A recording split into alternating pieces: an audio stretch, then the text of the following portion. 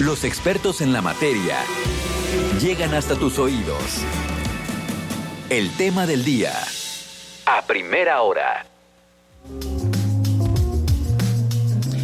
9 de la mañana con 1 minuto, regresamos a primera hora con nuestro tema del día que está mega, súper interesante. Les vamos a platicar acerca de el trastorno déficit de atención e hiperactividad. Ya está con nosotros el psicólogo Norberto Muñoz, a quien nos da muchísimo gusto recibir aquí en esta cabina. Norberto, muy buenos días, ¿cómo te va?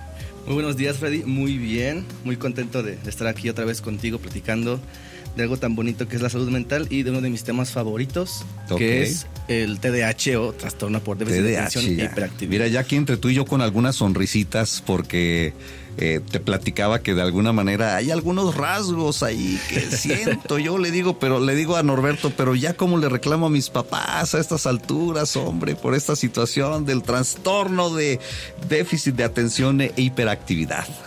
Y bueno, sí, nuestros papás sí tienen un poquito de culpa, por así decirlo, porque de hecho una de las razones por las que el TDAH aparece es por genética. Se hereda completamente, entonces si un papá o una mamá tienen TDAH es probable que su hijo herede el TDAH. Pero ahorita hablaremos a fondo de todas estas cositas. Perfecto, oye, porque son, o sea, lo abreviamos como TDAH, ¿no? Correcto. Pero en realidad pues como que son varios factores que convergen en un solo término, ¿no? Sí. Y mira, para ejemplificarlo y no sonar tan técnicos, primero te quiero contar como una historia. Ok. ¿Vale? Esta es la historia de un niño de aquí de nuestro León, Guanajuato, que su mamá como que nota algo raro en el chamaco, ¿no? Ve que el niño, aunque esté jugando con sus juguetes en el suelo, se queda viendo a la ventana durante minutos, durante mucho tiempo. Ok. Entonces se le hace raro, como que el niño se pierde, se va a otro mundo. Y le dice a su esposo, oye, como que el niño no está bien, algo tiene. Y el esposo le dice, no pasa nada. Es normal, así era yo de niño. Entonces, pero como buen esposo, lleva al chamaco a que lo revise un psiquiatra y no detecta nada. El niño sale normal. Spoiler, el niño sí tenía TDAH. Pero al no detectar nada, el niño sigue con su vida normal sin saber que tiene TDAH y se enfrenta en la escuela con profes que se desesperan mucho con él, con comentarios de que es muy burro. Recibe bullying en la escuela por parte de compañeros, por parte de profesores. Una situación incluso donde justamente por no prestar atención lo pasan al pizarrón y no puede responder un problema porque no puso atención a cómo resolver el problema y se queda minutos frente al pizarrón sintiéndose terrible, avergonzado porque no pudo responderlo. Entonces crece con todo esto, termina la universidad, todo. Una vida relativamente normal, pero este niño crece con ideas muy negativas de sí mismo, de que no es suficiente, de que es burro, de que es travieso, de que no se puede estar quieto. Y a sus 23 años recibe un diagnóstico por parte de un psiquiatra de que siempre tuvo TDAH, trastorno por déficit de atención e hiperactividad. ¿No es como muy tardío, Norberto? Totalmente tardío, totalmente tardío. Cuando él recibe el diagnóstico, dice, con razón. Empiezan a explicarle qué es el TDAH, ahorita tú y yo platicaremos qué es el TDAH, pero dice, con razón pasó todo esto en mi infancia, con razón se me hace tan difícil poner atención. Entonces, ya sabiendo el diagnóstico, puede trabajar en eso que se le hacía difícil y empieza a hacer las paces con este diagnóstico. Dato curioso, ese niño, Freddy, soy yo. ¿En serio? Sí. Yo tenía TDAH, nunca nos dimos cuenta, no se hizo el diagnóstico a la edad que tenía que hacer el diagnóstico y me entero a mis 23 años. Entonces fue un proceso muy interesante con el TDAH, de primero conocerlo, luego odiarnos mutuamente y ahorita afortunadamente hacer las paces y seguir la vida, ¿no? A ver, Norberto, entonces tú lo has vivido en carne propia. Correcto. Yo te platicaba que de alguna manera me identifico también con algunos de estos síntomas. Tú, desde, no sé, desde tu primera infancia, entonces, ¿cómo era socialmente? O sea, ¿se te facilitaba esa relación social? ¿Se te complicaba? ¿Cómo era? Pues justo eso es lo que quería llegar contigo de todas las características del TDAH. El TDAH es un solo trastorno, pero tiene dos componentes principales, que son la inatención, como su nombre lo indica, y la hiperactividad. Entonces, en la inatención, ¿qué podemos ver? Pues son personas que pierden detalles, ¿sí? Que, por ponerte un ejemplo, yo ya entré aquí una vez, ¿no? A este espacio. Y la primera vez no noté que aquí está, de hecho, en qué estación es la radio. O sea, yo me acordaba que era la radio y aquí está. La frecuencia, el logo. Ajá. Exactamente. Entonces, ahorita que entro por segunda vez, me doy cuenta, pero la primera vez no lo noté. ¿Cómo afecta esto a una persona? Bueno, pues en tareas, por ejemplo, al tener que hacer tarea, pierdes detalles y no entregas una tarea, pues, bien hecha al 100%. En adultos nos pasa igual, que omitimos cosas en el informe. Es cuando decimos, es que es muy disperso. Exactamente.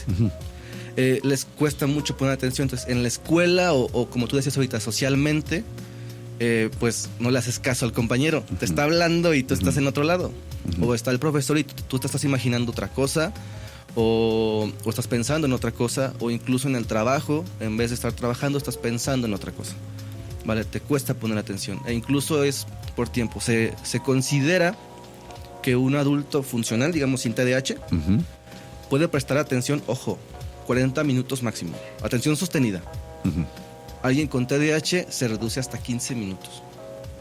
Entonces imagínate un chamaco en una clase de horas intentando prestar atención con la capacidad de prestar atención 15 minutos. O sea, como ¿por qué es como más fácil que pierdas el interés, ¿no? En un periodo pues relativamente corto, ¿no? Digo, porque pues es menos de la mitad promedio en la que cualquier otra persona podría estar focalizada en algo, ¿no?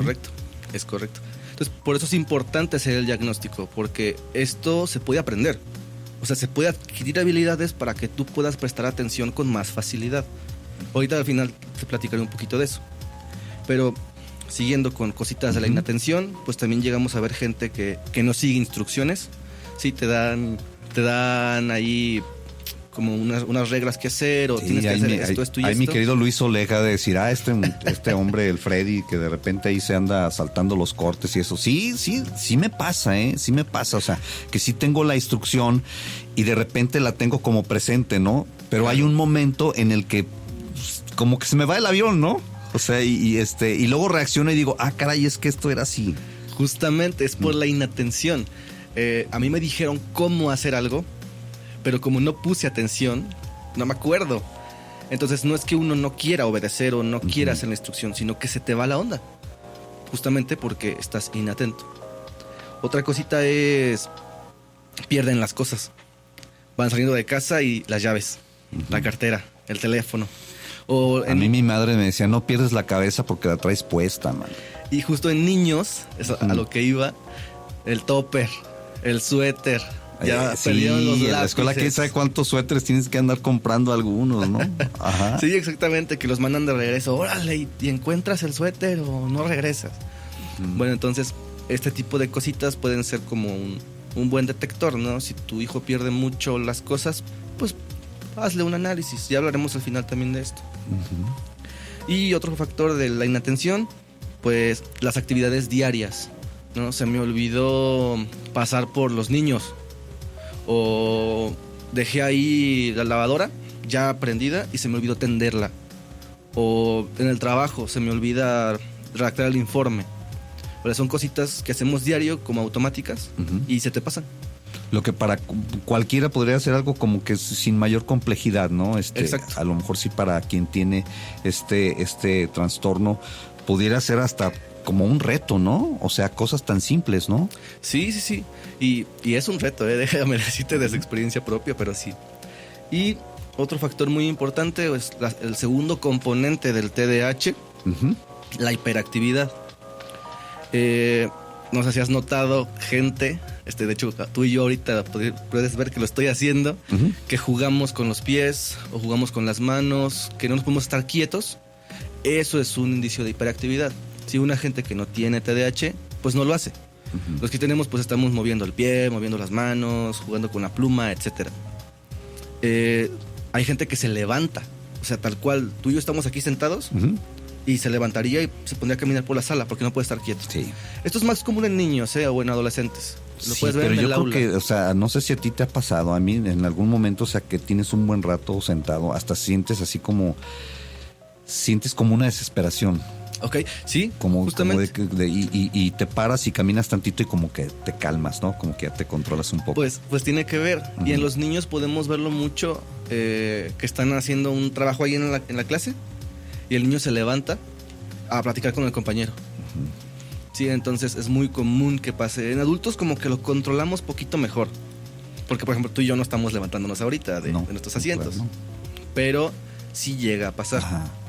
Oye, y luego son conductas, Norberto, que sobre todo cuando estás en un lugar y estás en un espacio donde se supone que tienes que observar cierto comportamiento. Exacto. Y por alguna razón, bueno, te cuesta trabajo seguir las reglas y a lo mejor estás rompiendo, ¿no? Con ese esquema en el ambiente en el que tú estás.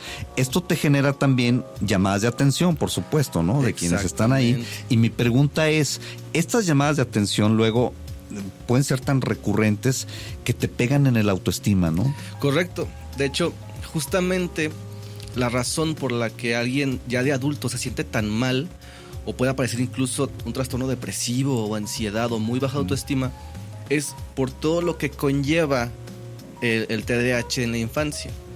No es que el TDAH te haga depresivo o ansioso, sino que como eres inquieto, como no sigues instrucciones, como no sigues reglas, como te distraes, como eres muy hiperactivo, pues la gente, ¿qué cosas te dice? Eres un burro, no te puedes estar quieto, ¿por qué no haces caso? Eso es lo que genera la Luego te van separando, ¿no? Del grupito. Ajá, te segregan de tu grupo. E incluso los compañeros, por ejemplo, los niños o adolescentes suelen ser muy crueles a veces con sus comentarios. Y eso de adulto te genera unos comentarios muy negativos sobre ti mismo. O sea, como si tú te creyeras todo lo que te dijeron y lo vuelves parte de ti. Eso es lo que genera en adultos depresión, ansiedad, etcétera. Sí, no sé si te pasó en algún momento, pero eso de que luego ya tus cuates de repente están acá en la plática y te voltean a ver y alguno te dice, llamando al planeta Tierra, llamando al planeta Tierra, así como que andas de repente en el espacio, ¿no? Perdidos en el espacio. Sí. Y es otro componente de la inatención, de hecho, eso. Estás tan perdido que el que te está hablando dice, ¿y este qué trae? Se disoció. Sí. Y no sé si te ha pasado en conversaciones, pero también es muy común en el TDAH que interrumpes al otro al hablar o le completas las frases. Que viene, te está diciendo algo. Hay días que suele sucederme eso. Sí. Bueno, a mí me pasaba seguido. Ajá. Ahora, ya vimos los dos componentes, ¿no? La inatención y la hiperactividad. Y fíjate que cada caso es distinto. Hay gente que tiene más inatención que hiperactividad, gente que tiene más hiperactividad que inatención y gente que está bendecida con los dos como yo, que tiene inatención e hiperactividad, ¿no? Entonces, por eso a veces es difícil notarlo. Por ejemplo, es muy común que en niñas no se note la hiperactividad, pero también por un factor social, porque las niñas desde muy chiquitas se les exige mucho que se comporten de una manera muy específica, justamente porque nuestra sociedad tiene aún tendencias machistas. Entonces las niñas aprenden a no ser hiperactivas. Como si se reprimieran de alguna manera. Ah, exactamente. Pero sí son muy inatentas. Las niñas con TDAH. Entonces, cada caso es distinto. Pueden aplicarle las pruebas y ahí salen. Cada prueba psicométrica, por ejemplo, te dicen qué sale más alto. Oye, pero entonces sí, por lo que tú nos platicas, Norberto, o sea, sí hay maneras, pues, o sea, de detectarlo a una temprana edad, aunque quizá no sea tan evidente. Sí. Bueno, hay que considerar que cuando me la hicieron a mí, no había tanta información sobre el TDAH. Sí, ahorita hay mucha información sobre el TDAH, al grado incluso de que a veces hay ciertos mitos. Por ejemplo, posiblemente ahorita alguien que encaje en la descripción de lo que tú y yo acabamos de platicar, dice, sí tengo TDAH. Es parte de los mitos, ¿no? Que aunque encajes en alguna de estas características, no significa que tengas TDAH. Ahorita llegaremos a un punto importante de eso, a una aclaración que necesito que la gente sepa.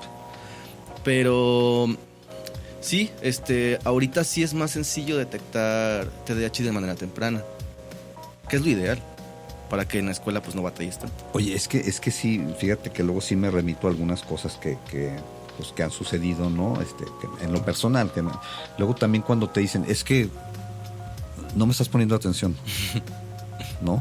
Pero ¿a poco no pasa de repente que te dicen, no me estás poniendo atención y dices, sí, dijiste tal cosa? Es que eso es bien interesante, Freddy. A ver, ¿cómo está eso? Ojo, y para toda la gente que escucha, es que sí, la información sí se está recibiendo. O sea, lo que el otro dice sí está entrando al cerebro, sí está la información ahí guardada. Pero nosotros físicamente estamos en otro lado.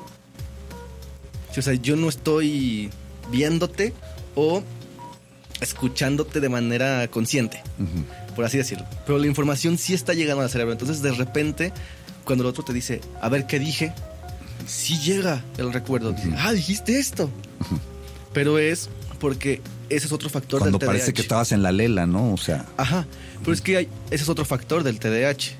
Que el acceso a la información voluntaria es muy difícil.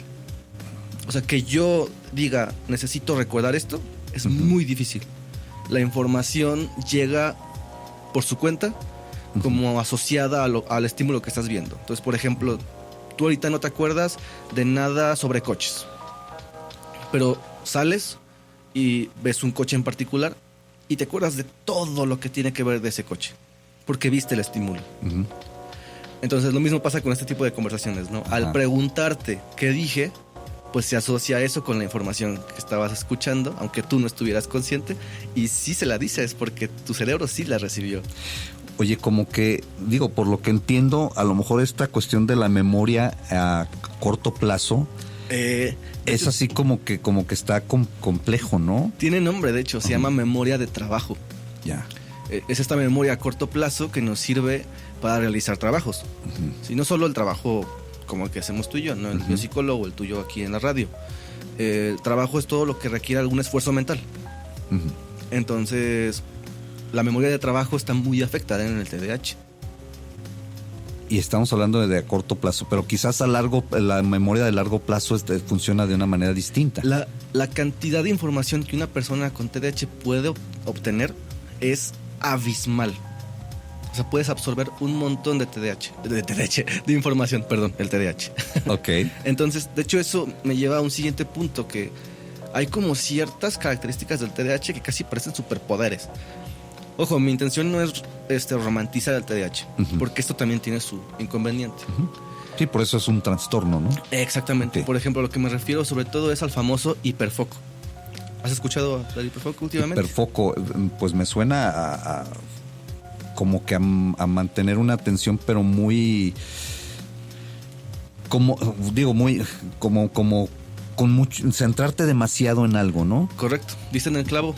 Es un periodo de concentración total en un estímulo particular. En este caso, suele pasar con cosas que te gustan mucho o cosas que necesitas mucho. Por ejemplo, tengo que acabar el informe para mañana y todo el día estás hiperfocado en el informe. Entonces, tiene su beneficio, ¿no?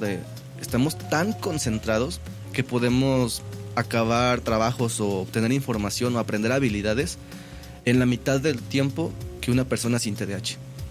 Entonces, una persona con TDAH puede aprender en una semana lo que una persona sin TDAH puede aprender en un mes. Pero, ¿en qué es contraproducente? Pues, por ejemplo, pon tú que estás muy concentrado estudiando para tu examen, pero es justo el día libre de tu novia y no vas a verla porque se te olvidó. O estás platicando con un ser querido y no le haces caso porque estás hiperfocado en esa actividad que estás ahorita hiperconcentrado. Y lo contraproducente también viene en que suele activarse más en tus temas de interés. Entonces, dejas todo de lado y estás súper concentrado en, no sé, Star Wars. Okay. Entonces, eres experto en Star Wars.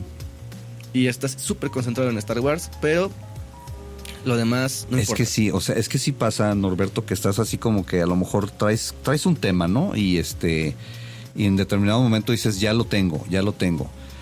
Pero en el justo momento que lo necesitas, como si hubiera una nube, ¿no? O sea, como si se presentara una nube y dices tú, caray, o sea, pero a ver, espérate, sí, es que sí lo tengo. Sí, o sea, ¿no? y es por lo mismo, el acceso voluntario a la información es muy difícil.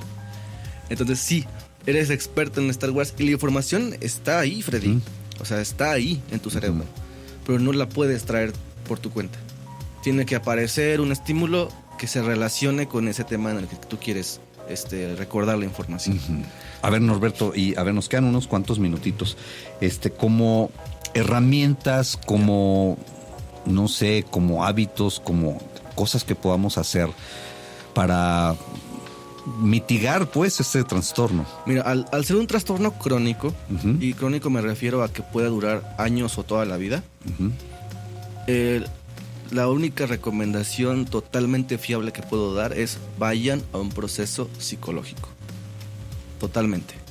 Porque se requiere aprender habilidades nuevas, se requiere modificar conductas, se requiere modificar pensamientos sí o sí. Te lo dice alguien que está yendo a terapia justamente por lo mismo. Te lo dice alguien que ve pacientes con TDAH. La manera más eficaz de trabajar el TDAH es yendo a terapia. No hay otra manera. Si eres papá o mamá, validar a tus hijos. Si no son burros, no son traviesos, no son tontos, no son desobedientes. Pero tienen que ir a un proceso psicológico. Evitar esas etiquetas. Totalmente, ¿no? Totalmente. Y si alguien se identifica con esto, si alguien en un TikTok o hizo una encuesta en internet, tienen que ir sí o sí a evaluarse con un profesional. No es suficiente el encajar en alguna de las descripciones que tú y yo acabamos de ver. Hay que ir con un profesional a que haga un diagnóstico, porque autodiagnosticarnos no es lo ideal. Y si ya quien nos escuche o no, si ya tiene un diagnóstico o sospecha mucho del diagnóstico, es muy importante que sepan lo siguiente: tu diagnóstico no determina tu conducta ni tu pensamiento. ¿A qué me refiero? No por tener TDAH yo siempre voy a ser inatento. No por tener TDAH siempre se me van a olvidar las cosas. No por tener TDAH siempre voy a ser hiperactivo. Porque estas son habilidades que podemos aprender. Entonces, mucha gente últimamente recibe el diagnóstico y suele justificar sus acciones por el diagnóstico. Perdón, se me olvidó nuestro aniversario, pero tengo TDAH. Perdón por no estar quieto, pero es que tengo TDAH. No, eso no vale. En terapia aprendes, en psicoterapia aprendes que todo esto son habilidades que las puedes aprender, y aunque sí realmente hay una dificultad, sí hay una dificultad real, no es determinante para que hagas ciertas cosas. Te lo dice alguien que ya lleva un ratito en un proceso psicológico. Me aplicaron los tests de nuevo para ver el progreso y el resultado aparenta que no tengo TDAH. No significa que no lo tenga, Freddy. Significa que están controlados la mayoría de los síntomas. Ok. Pero sí tengo TDAH. Entonces, mi responsabilidad es mi TDAH. Ahorita que yo soy un adulto. Si tienes hijos menores, tu responsabilidad como padre es que él obtenga herramientas para su TDAH. Pues eso es muy importante. Okay. Que la gente entienda, uno, que hay que ir con un profesional, y dos, que tu diagnóstico no determina tu conducta. Ok, mira, nos están preguntando acá Alberto Rodríguez que si uno de esos rasgos podría ser una persona que suele ser como que muy impulsiva. Ah, claro que sí, Alberto. De hecho, un componente de la hiperactividad es la impulsividad. Sí, yo no pienso en las consecuencias, mis emociones son tan intensas que reacciono de manera inmediata. Entonces sí, la impulsividad también puede ser un rasgo del TDAH. Si tienes sospecha, acude con un profesional. Oye, y en casos ya como muy necesarios, ¿es necesaria la medicación? Sí, de hecho, el manual diagnóstico de trastornos, el DSM-5, sí sugiere, depende de la severidad, sugiere que hay leve, medio y grave. Entonces, sí hay casos que requieren medicación. Que ojo, mientras tú vas también aprendiendo habilidades, eso también puede llegar a reducirse. Pero que la gente no se asuste con la medicación. Es como cuando tenemos gripa. A veces nuestro cuerpo necesita medicamentos para contrarrestar algunas cosas. Oye, ¿y esta condición del trastorno viene de nacimiento o puede surgir en cualquier etapa de la vida? La evidencia sugiere que es genético. Y nuestro entorno es el que determina qué tan grave es. Si tienes unos padres que te validan mucho, que te acompañan, pues vas a tener mejores herramientas. Si vives en un entorno que te desvalida mucho, que es muy carente, que es muy hostil, vas a tener más dificultades. De ahí el apoyo, ¿no? El apoyo de la familia. Exactamente. Y el hecho de que ya lo comentabas en algún momento, o sea, no normalizar es que yo así era. O sea, no pasa nada, ¿no? Que ojo, o sea, no creo que haya malas intenciones por parte de mi papá, porque él es funcional como adulto. Pero fíjate qué acertada fue mi mamá, ¿no? Al decir, esto no es tan normal. Que ojo, pues en ese entonces no había tantas herramientas y no me diagnosticaron bien. Pero que las mamás y los papás estén atentos. Y si notan que ustedes eran iguales, papás, mamás, probablemente ustedes tengan TDAH y no se han dado cuenta también. Oye, pero luego también hay un dicho que dice, árbol que crece torcido, jamás su rama endereza. Y sí, y a lo mejor nunca nos enderezamos, pero aprender a vivir con tu TDAH y aprender también a ignorarlo y a tú tomar las riendas y no el TDAH, es una manera muy bonita de vivir. Perfecto. Oye, para quienes necesiten una asesoría más personalizada, claro, conocer más sobre este tema, ¿cómo podemos encontrarte, Norberto? Pues pueden encontrarme en el Hospital MAC, frente a Altasia, consultorio 206, y también sobre la Madero, en la zona peatonal. ¿Para qué te miento? Porque lo reviso. Ándale, ya se está olvidando, ¿ya ves? De TDAH. Es el número 112. También segundo piso, 202. No hay pérdida, no hay pérdida. Oye, y decirle a toda la gente que nos está escuchando que, bueno, pues no todo es malo con ese trastorno, ¿no? O sea, no, porque la palabra trastorno como que nos lleva a pensar en así como que, eso está bien complicado. Y antes de irnos, necesito que eso también se quede. Un trastorno no es una enfermedad.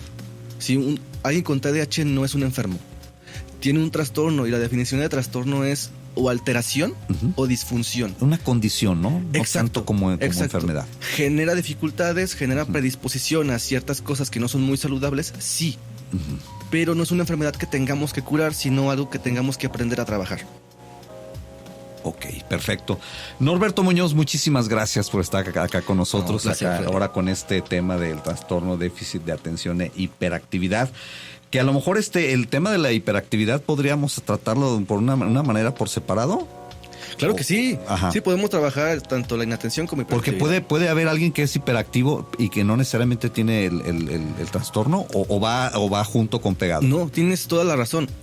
Muchas de las características que tú y yo hablamos ahorita se presentan sin TDAH, como en ansiedad, por ejemplo. El olvidarse de cosas es ansiedad. Entonces, por eso es importante el diagnóstico. Bueno, entonces ya lo estaremos tratando. Claro que sí, con en mucho otra ocasión. Gracias, Norberto. No, un placer, Freddy. Muchas gracias a ustedes.